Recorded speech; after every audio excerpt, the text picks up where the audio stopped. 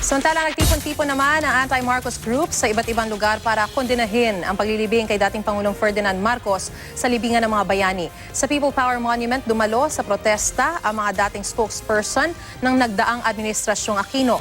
Balitang hatid ni Jamie Santos.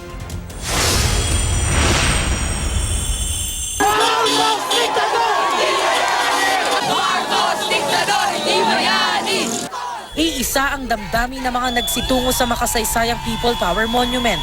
Marami siyang ginawang hindi karapat-dapat na ngayon, hanggang ngayon, bansa natin naapektuhan. Sa mga placard, nakasulat ang mga katagang Marcos was not a hero, hukayin at ibalik sa Ilocos. Ang ilang motorista nakisama sa protesta.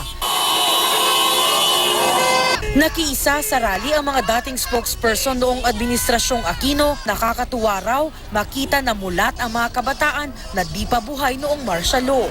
Sa panlilinlang at panluloko raw hanggang ngayon ng pamilya Marcos. 30 years ago, nandito ako sa EDSA bilang isang law student, nagrarally laban para patalsikin si Marcos. Ngayon, 30 years now, nandito pa rin kami para iprotesta ang paglibing ni Marcos. May protesta rin sa Taft Avenue sa Maynila. Bitbit nila ang mga poster, placard at streamer na kumukondena sa dating Pangulo. Galit at talagang ang administrasyon bang ito ay wala ng pagbibigay halaga sa nararamdaman ng mga biktima ng martial law. Nagsunog din sila ng malaking larawan ni Marcos. Marcos, Hitler, Diktador, Tula!